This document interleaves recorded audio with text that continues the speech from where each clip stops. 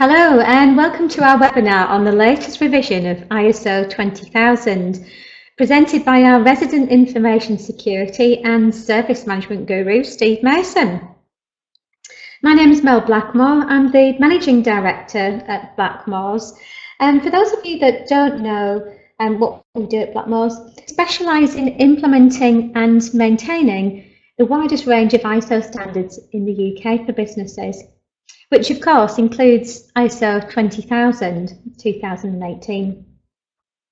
And this ranges from quality management systems compliant to ISO 9001 or fully integrated business management systems, which could include business continuity, information security and service management.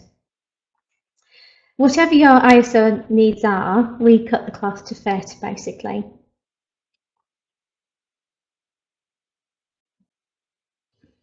As you can see, we do this with a wide range of clients of all sizes and across all sectors. And we're very fortunate that our presenter today, Steve Mason, brings a wealth of knowledge, not just as a Blackmores consultant, but also as an ex-certification body assessor. Now, when I first heard that ISO 20000 was being updated this year, I assume that the standard, which is actually labelled ISO 20000-1, 2018, Information Technology Service Management Standard, that was being updated. And I thought, well, it's an updated IT standard then. So an IT standard for IT departments or IT organisations offering IT managed services. However, I was soon corrected by Steve, also known as the Professor, by the way, here at Blackmores, that it applies to any business offering a service. And having read the standards, I actually fully agree. It's a brilliant tool for any business managing the delivery of a service, because it covers all sorts of useful requirements in running a business, from how to manage service level agreements to offering a clear proposition to your clients, also supply and demand for services, right through to monitoring and measuring service performance. So if you're looking at raising your game in terms of delivering first-class services, then this webinar will hopefully get you that little step further. Whether you want to improve your internal company operations or demonstrate credibility to your stakeholders through certification to the standard, knowledge of ISO 20000 will be a useful tool to have in your toolkit. So without further ado, I'd like to hand you over to our amazing Steve Mason. Over to you, Steve. Thank you, Mel. So welcome to our webinar on ISO 20001 2018. I'll probably refer to this as 20K18. It's a little bit easier to say, but it means the same thing. We're hoping that from the end of this webinar, you're going to get a better understanding of what 20,000 can do for you, and also how it can be sort of used within an organisation, and what sort of organisations would use this standard. And furthermore, by the end of this webinar, we hope to give you some sort of insight as to how Blackmores can help with any certification you may wish to follow. Now, 20K18 was developed out of ITIL. Now, ITIL is a framework that service industry follows, but 20,000 has actually taken that a step further. It's actually put a management system around that framework, a plan, do, check, act management system, which will guarantee that you have continual improvement and customer satisfaction. Now, as an end-to-end service management system, ISO 20000 is one of the best you can find, and it encompasses the whole life cycle of service management, right from the concept of the design through to the removal and end life of this service. Now, the key elements of 20K18 can be found on this slide. And looking at the diagram on the right of the slide, we can see a diagram that's come out of the standard, which shows how the elements of the standard fit into that plan, do, check, act cycle. Now, what's important is clause 8 is the part of the standard that gives this standard its service management requirements. So operation planning and control, service portfolio, relationship and agreements, supply and demand, service design, build and transition, resolution and fulfillment, and finally service assurance. And we'll go into these in a bit more detail later. Now, who can benefit from having 20K18 in place? Well, quite simply, any organisation that has a service desk or a help desk as the focal point of their service should be considering ISO 20000 as a standard to follow. Now, there are still hints in the standard of the IT-related parts of its origins, but don't let that put you off, because it can be used in whatever service industry you work in, whether that be perhaps in the banking industry or providing support services for gas and electrical servicing, or perhaps even a postal delivery service. Anything you can think of as a service, you have a service desk, a help desk that can perhaps benefit from 20,000 being put in place. To give you a better idea, this lifecycle shows clearly from customer engagement right the way through to the engineer or technician visiting site. And that's how most services work. You have the customer come on board, they ask for a service to be delivered, you agree that service, and when the service is launched, you then send your engineers out to deliver the service. And there's always ways in which the customer can come back to the organisation. Now, the shape of the service management system can be seen in this second diagram from the standard. It shows the certified organisation right at the centre, taking on board all the deliveries from internal and external suppliers, and ensuring those are delivered in a timely manner and effective manner through to external customers or internal customers. This should be the shape of your service management system. Now, as mentioned earlier, 20K18 has now been welcomed into that HLS fold, and that's given it greater flexibility within organisations to become part of any other certification standard they may have in place.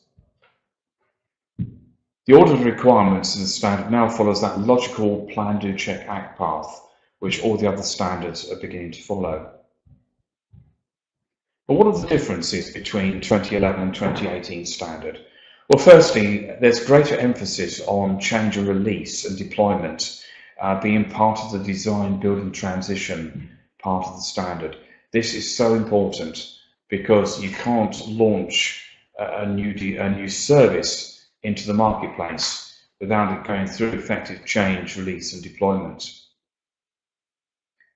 There are fewer requirements required in the 2018 standard, but do take some time to look through the standard, highlight where you see the words procedure and policy, and make sure those documents have been implemented. The configuration management database, the CMDB, was in the old standard, and that's now been replaced by asset management and configuration management, giving you much broader and greater control over the items that you are servicing. Knowledge is a new requirement in 20,000.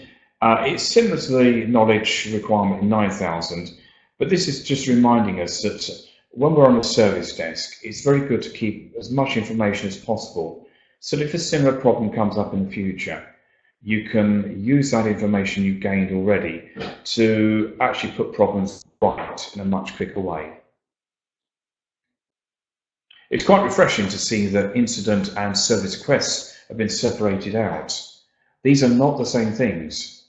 Incidents are about where a customer comes on board and has problems with the service being delivered, and so they put it through to a help desk who raise an incident.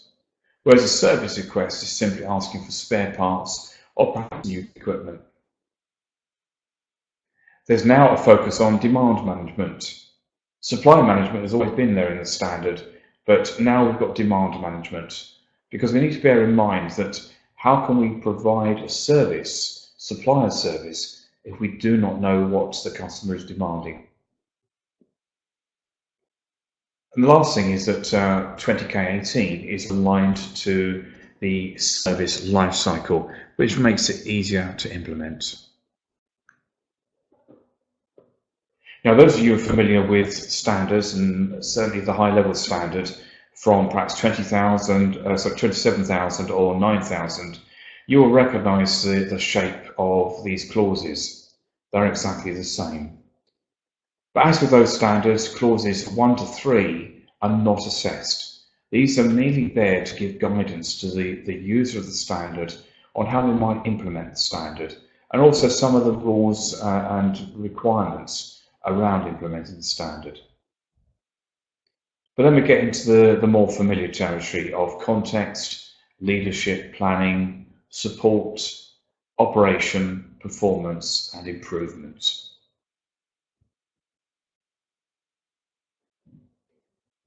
Now, before we go into the main part of the standard, it's worth just remembering some of the terms and definitions that are in place. And these ones that I've listed are ones where people sometimes struggle to understand how they can be applied. Well, first of all, configuration item, CI sometimes it's referred to. A configuration item is the item that you're actually servicing. So if a customer has, let's say, 10 laptops, each one of those laptops is considered to be a configuration item. Furthermore, in those laptops there may be different software, and each one of those softwares can be seen as a configuration item. So quite simply, a configuration item is the item you're servicing. I put customer in here because it's, again, a timely reminder, as I mentioned earlier, that customer should be seen as either an internal customer to your organisation or an external customer outside the organisation. This standard applies to both. Incident is important, again, just to remind us that it is different from problem, and it's also different from service request. An incident is a one-off issue that should be dealt with, whereas if we look at problem is usually either a resolution of a major incident or a resolution of a trend of incidents. Known error. Now, it's important that you consider putting together a known error log, and this will help people on the service desk to resolve queries in a much quicker fashion. It helps you in the end meet your SLAs more readily. Now, procedures. It's important that you don't over-document your system. Just remember that every document you write, you've got to maintain. It's more time for somebody to maintain. So do look through the standard, make sure you understand what procedures are required, and only produce those. If you need other procedures, you're welcome to have them, but it's important they play an important role within the service management system. We've got service catalogue there. That is simply a catalogue of all the services you're providing and the service level agreements that are in place for those services.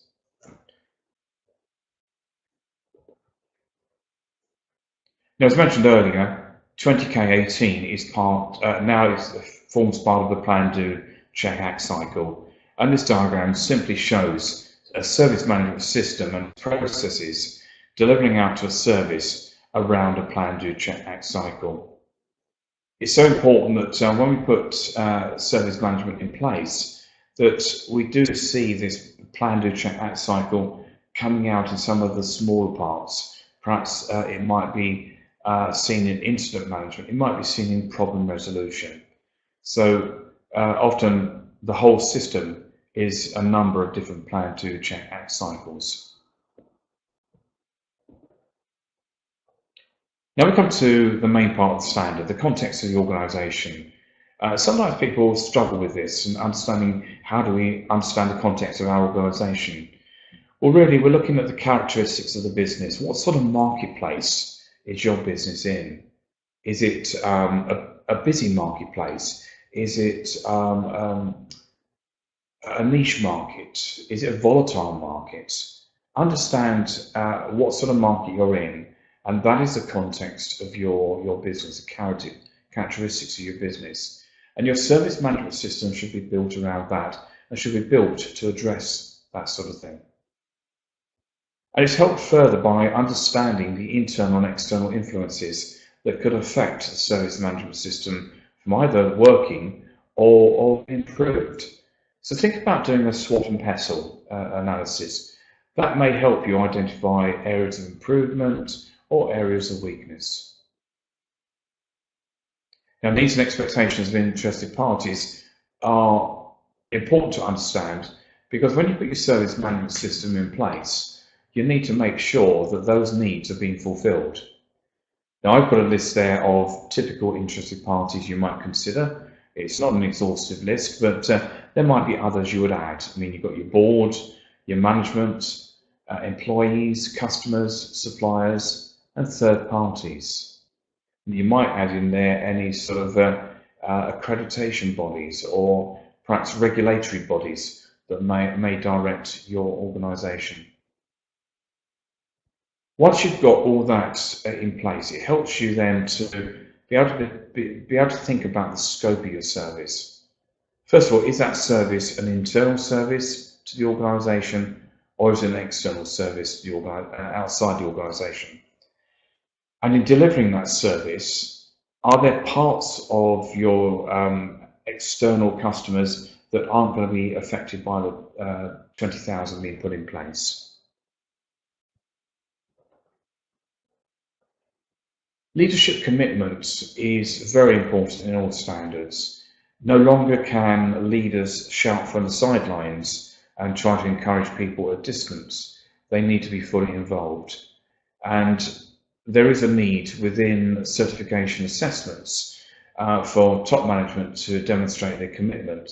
And that can be done in many ways. It can be done simply through demonstrating they were part of the management review process, demonstrating that they allow resources to be made available for the system to be put in place, and demonstrating their commitment through signing off the main policy. Now, there isn't a requirement in the standard to sign a policy, but it always does send a clear positive message to staff that you are committed if you sign the service management policy. Organisation roles and responsibilities and authorities all need to be defined, and they can be done in different ways. One way is through an org chart as seen in this diagram. The other way might be through job descriptions. There are ways in which people know their roles and responsibilities through their access rights to different parts of the service management system. So think outside the box when you're thinking about organisational roles, responsibilities and authorities. It's not just simply a job description. Now, when it comes to planning, as with any management system, it's so important to remember that if you fail to plan, you plan to fail. So by putting planning in place, we're actually looking at the risks and opportunities that face us with the management system. What are the things that are going to stop us putting this management system in place and stop the management system from being effective? Those are our risks. And what are the things that are either in the organisation or outside the organisation that can help support the management system? Those are our opportunities.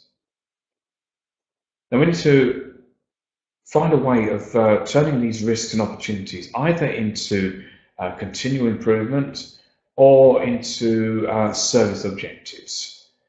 Now, continual improvement is usually a one-off action that needs to be resolved and sorted out, whereas objective may be a group of actions that may have a resolution date sometime in the future. Whatever route we choose to follow, we must make sure all this information gets fed back into management review. That way, senior management fully appreciate what's going on in the implementation of 20K18. When it comes to resources, I think it's important that we go back to the ITIL standard, where that gives us some guidelines on 4 groups of resources. We've got human, technical, information, and financial. Human sort of speaks for itself. It's about the number of people to deliver a service. If your service requires 10 people to deliver it, and you only have 5 people, it simply means that your service is going to be ineffective, and it's going to be reactive rather than proactive. The technical requirement is that you have the technology, the hardware, the software, and equipment to deliver the service. Information is about having information of the service. Perhaps it might be in contracts, service level agreements. It might be information that's been gained through training, or even through the service reports that are part of the function of the service management system. Financial is the final one, and that's probably the easiest one to address, because the resource there is about budgeting and accounting. Has the budgeting and accounting process taken into account the needs of service management and the service you're delivering? If it hasn't, then it could mean that the service won't be effective sometime in the future. The financial budget should take into account things such as training. When it comes to competence and awareness, we find that people have a difficulty in understanding the difference between the two. Competence is about people's skills and knowledge to be able to do their job. Are they skilled and knowledgeable in using the service desk application that's been installed? Are they skilled and knowledgeable about carrying out the engineering service of the equipment they've gone out to do? Take, for instance, if you've got an engineer going out to a boiler, is he Corgi registered? If he's not then competent to do that task. Awareness, on the other hand, is about being aware of the management system and aware of how that management system is being implemented in the organisation. Are employees aware of the service management policy? Are they aware of the audit process? Are they aware of the company's objectives? And are they aware of how they have a role to play in fulfilling those objectives? Now, we mentioned earlier that documented information is a requirement of the standard, and it's important when you put documented information in place that it is controlled. It has a date on it, it has an author on it, it has a version number on it, just so that you know that every time you pick up a document, you are using the latest version. And there's a tip to follow here. If you go to 7.5.4 in the standard, you can actually find a list there of the documents required by the standard. But I would also advise you go through the standard, as mentioned earlier, highlight wherever the words policy and procedure appear, and make sure that all requirements have been covered. Knowledge I covered in an earlier slide. Just to remind you, it's simply making sure that knowledge is shared within the groups and within the teams, so that service management can be improved and become much more proactive and less reactive. Now we come to the main flavour of the standard, and this is clause 8 of the standard. It's the service management requirements. First of all, we have the service portfolio. That is simply information about the service you're going to provide out to the customer. And that can be seen through the service catalogue. And that catalogue doesn't have to be hard copy, it can be information that's found on your website. And it might be a part of the website where there's a portal for customers to link into. But that service catalogue will give an indication of all the services you're providing. It will also give some information on the service level agreements. But above all, it will help your salespeople to know exactly what they can sell. If they sell something that's not in the catalogue, they would then have to go back to the client and say, sorry, we can't provide that. Configuration management goes alongside asset management and simply about understanding what it is you're servicing. If you go to a customer and they say, I want you to service 10 boilers, and later on down the line they've actually introduced another boiler, you want to make sure that the boiler you've come to service is one that's in the service agreement. If it's outside the service agreement, other charges may apply. Relationship and agreement is perhaps fundamental in that communication role within the organisation. It's about making sure that the business talks to the customer, about the business talking to other parts of the business, and indeed about the business talking to suppliers. Business relationship brings on board perhaps the need to make sure that regular service management meetings take place, and make sure you have an effective customer complaints process. Now, do bear in mind that customer complaints are not the same as incidents. Incident is a failure of the service, whereas a complaint is perhaps a major failure, a major breakdown of the SLAs or delivering the contract. Supplier relationship is important in making sure that your supplier understands exactly what it is you're trying to deliver to your customer.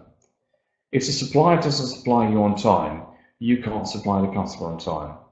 So therefore, they need to have an appreciation that this is an end-to-end process, that you are all in one mutual beneficial relationship. If the supplier fails, then everybody loses out. Service level management. Once you've agreed what your service level agreements are and your operating level agreements are, you need to consider perhaps what sort of reporting you're going to be doing, and make sure that's done on a regular basis.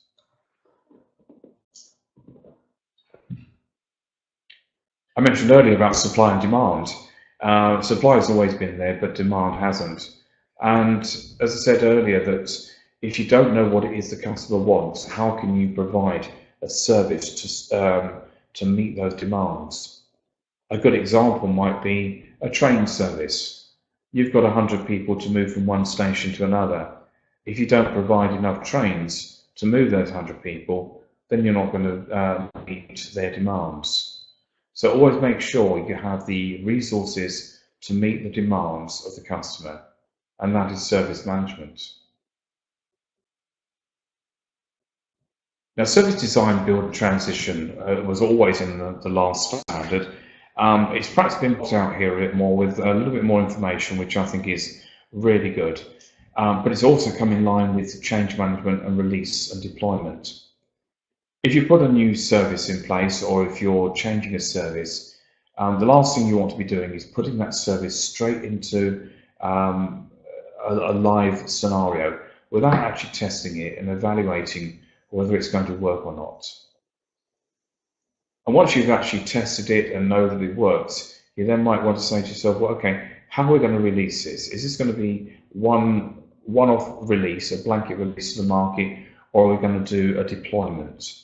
Now, deployment might be that you're going to focus on one trusted customer who's agreed to be part of that development of the process, and you deploy it to them until you know it's right, and then you can deploy it to other organizations. Resolution includes incident, service request, and problem. Now, I mentioned earlier about the fact that incident and service request are not the same.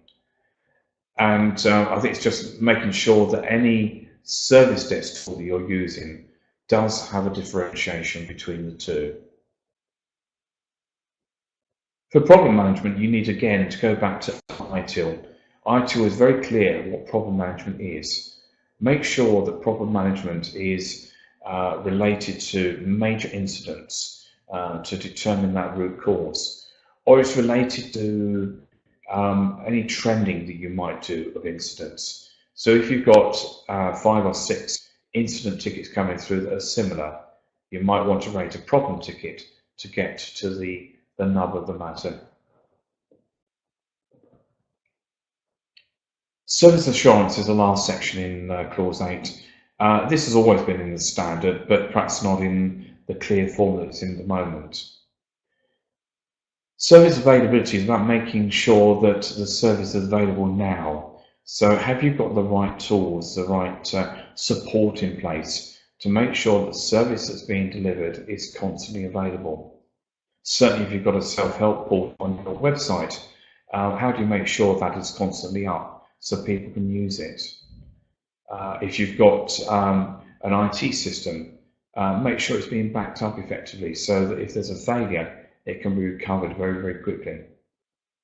And that's where we move into service continuity.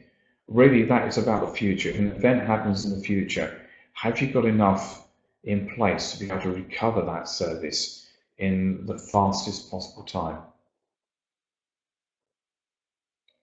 Information security management is probably easy if you've got ISO 27001, but don't fall into the trap thinking that if you've got that standard, that you've covered everything within 20,000. It's important to understand that if you've got 27001 in place, you need to ask yourself that question. Does it cover service management? Does it cover the services I'm providing? How does it protect the personal information that's coming into my system? How does it protect any systems, perhaps even the customer systems, from going down? You might even be given passwords to access other customer systems. How are you looking after those passwords? And what sort of information are you giving to the customer if you find that the passwords are somewhat weak in their use? Monitoring, measurement and analysis and evaluation is in all standards, but it is an area where people often have a weakness. They're very, very good at monitoring and measuring, but they find it very difficult to move on to those stages of analysis and evaluation. So I've now got an example here of how I see it happening with incidents. Your monitoring side is collecting those incidents on a daily basis and making sure they're recorded in your service desk tool. Measurement is a record of how many incidents are received, when they're received, what time of day, and whether that is showing us any information of trends. We can analyse it to find those trends. We can analyse it to find out whether it's coming from one particular customer. The evaluation is then saying, well, what do we do to address that single customer or those trends? It might be that the customer requires training, or the trends require a deeper root cause analysis. And that will enable us to implement good corrective action, perhaps linking them through to objectives, continual improvement, or being fed back in to our risk assessment management tool. Internal audits are common in all standards because it's important that you use internal audits to understand how effective your management system is. Now, make sure you do plan out your audits clearly. If you've got areas that have got different standards, you can join your audits together. So you're asking both service management questions, quality questions, and also security questions. Management review is very similar to 9000, except for about 3 areas. There's the performance of the service, where you're gathering the data from perhaps your service management meetings. That's important to come into the management review so that big changes might be needed to services. Performance from other parties involved in delivery might be feedback from your third parties or your suppliers on how well they're performing to deliver the service to your customer. Then we come to a bit that was in the old standard, and that was the current and forecast human, technical, information and financial resources. This is simply about predicting the future. How many people will you need as the business grows and as the service grows? Will you need to change your technology? Will your help desk application still work for you in 5-10 years' time? And information is about making sure you've got all that information that's needed to deliver the service. Is there anything missing? Do you need further information? And finance resource is just simply about making sure that you do have all the right financial support to deliver the service. When it comes down to human and technical resources, the human capabilities indeed, the human capabilities is about making sure that people are trained to do their jobs. And also with the technical capabilities, we need to ask that question, is the service desk actually capable of delivering the service want? Then we come to service reporting. Service reporting should be bespoke to each customer. It's no good having a blanket service report that when you present it to the customer, they have no idea what it's all about. The best thing to do is to ask the customer, what is it you want reported? Make sure that each service report is tailored to meet their needs. That is actually one of the big changes in the standard. Coming then on to improvement, we talk about non-conformity and corrective action. One of the key things that's always been in any standard when it comes to non-conformity and corrective action is root cause analysis. And that's simply about understanding what has actually caused this non-conformity to occur. And we're going to do that by finding that root cause, perhaps using tools like the 5 whys. There's a very simple analogy to remember. I call it the dandelion effect. And it's quite simply that when you go out into your garden at the weekend, you mow your lawn, you pull up your dandelions, and if you only pull up the leaf and the flower, you've still left the root in the ground. That simply means in 4 weeks' time, your dandelion will be back and you'll be repeating the task. So spend a bit more time actually digging the dandelion root out, getting rid of the root cause, and you can enjoy your nice, beautiful garden a lot longer. And if you get root cause analysis correct, it simply means that continual improvement follows.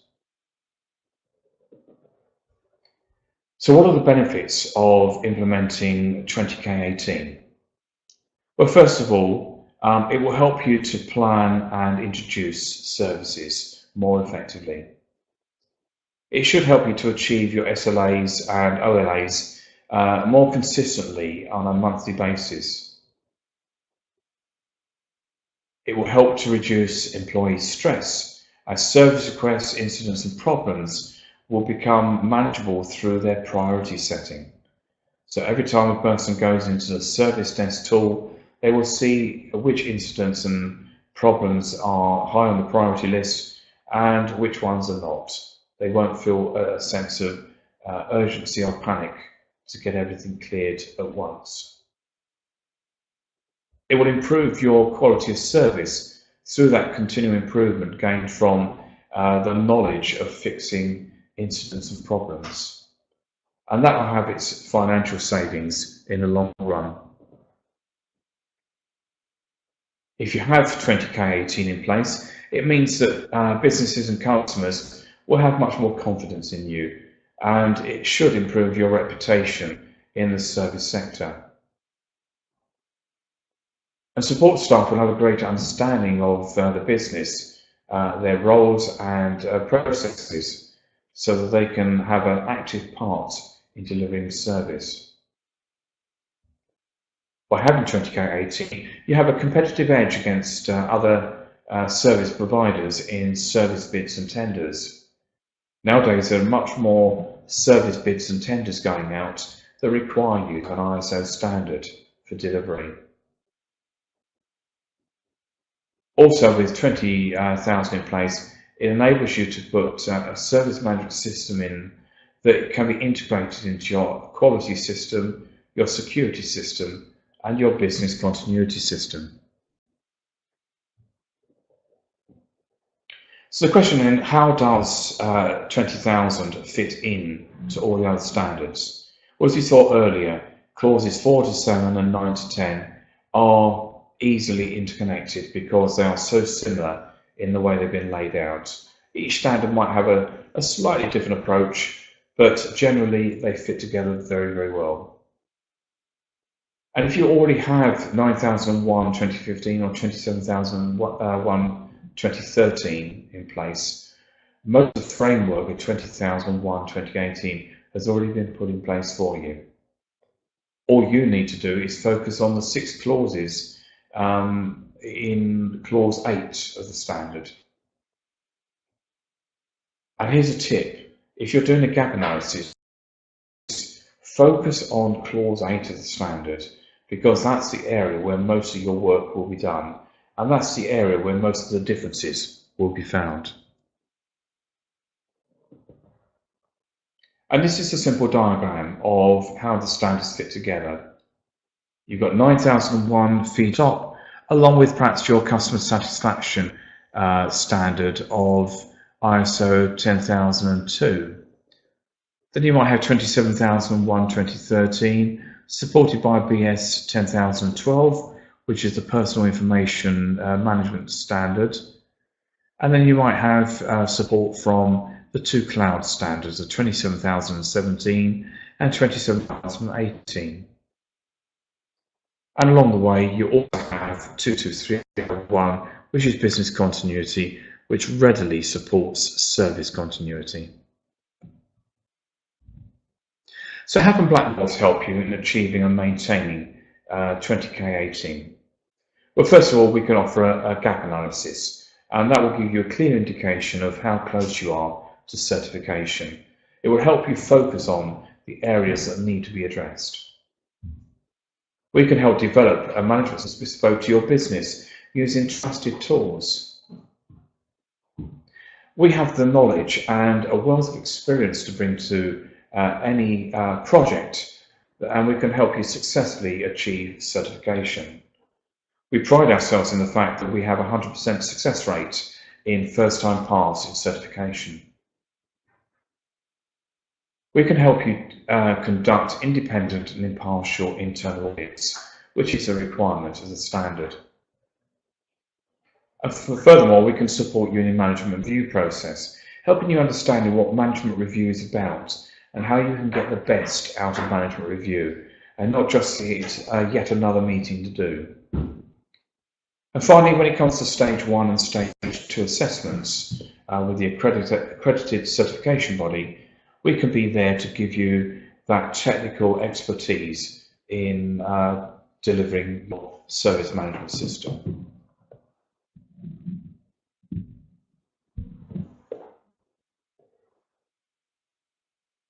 That's great. Thank you very much, Steve. That's really provided a great insight into the latest version of ISO 20000. So yeah, thanks very much for that. Pleasure.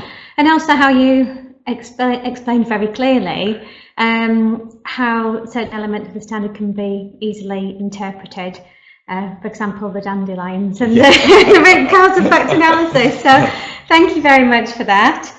If you're wondering where to begin, obviously we can help you at Blackmores. And Steve's mentioned about the steps to success through starting off with a gap analysis through to helping you with the development of the policies and procedures. So that is a starting point. But if you'd just like to find out a little bit more information about the standard, then we've got a detailed e-learning course which goes through the standard in more detail. And finally, we've got a service that we provide all of our clients. It's called an ISO support plan, and this is where you've got an existing management system. You might need a little bit of help with it, whether it's impartiality audits or updating the management system. So that would be a good example if you've already got 20,000 and you'd like to have some assistance with the transition to the new standard. So once again, I'd like to thank you very much for listening. And yes, if you'd like any further information on the standard and discuss it further with Steve or myself, then we'd be delighted to hear from you. Thank you. Thanks very much.